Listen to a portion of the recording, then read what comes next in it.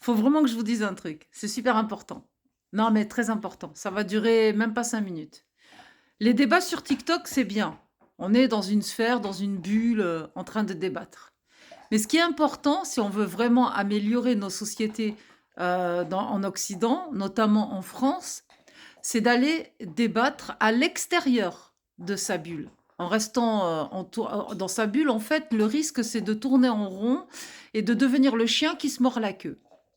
Maintenant, il faut aller proposer des débats à l'extérieur. J'en dis pas plus parce que je suis en train justement de tout mettre en place pour que ça se produise.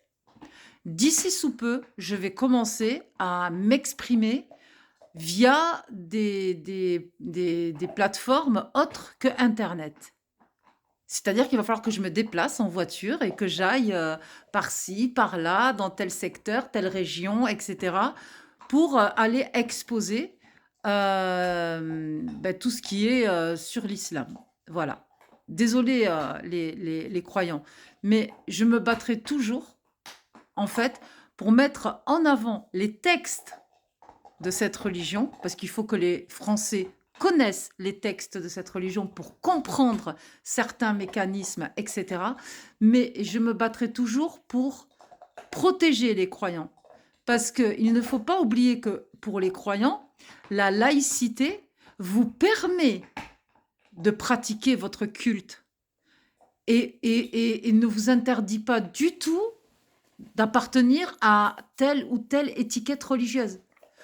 En France, vous avez le droit de croire et de ne pas croire.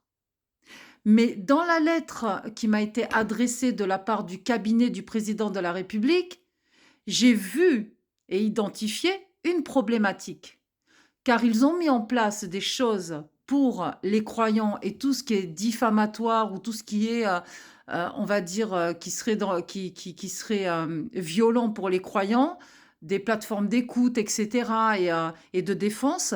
Par contre, ils ont avoué qu'il n'y a rien pour les apostats sortis de l'islam et qui subissent la pression de la Oumma, qui subissent des pressions extérieures de la part de certains croyants qui veulent absolument les faire revenir dans la religion. Ça, c'est interdit. La loi l'interdit. Mais par contre, ils n'ont rien mis en place justement pour protéger les apostats sortis de leur religion. Et on ne va pas se mentir. Apostasier du catholicisme ou du judaïsme, dans le judaïsme, déjà, le juif qui dit je suis apostat sera toujours vu comme un juif par rapport à sa communauté. Le catholique, ouais, je crois plus en Dieu, j'ai quitté Dieu. Bah, il y a des fois, ça peut être dramatique selon les courants du christianisme, mais l'islam, par contre, c'est un problème. En tout cas, en France, moi, je trouve que c'est un problème. Déjà, il y a plusieurs aspects. Le premier, c'est un croyant qui dit j'apostasie de l'islam et il n'est pas forcément athée. Il peut se dire être musulman et sortir de l'islam sunnite. C'est son droit en fait. On n'a pas le droit de se moquer de quelqu'un qui a son étiquette de musulman et qui ne veut plus appartenir à l'islam sunnite. Il subit exactement la même pression que l'apostat qui est complètement athée. Et c'est pour ça que l'islam en France pose un problème. Je suis désolée. Ben, à un moment donné, toutes ces problématiques, il faut les exposer sur la place publique pour trouver des solutions.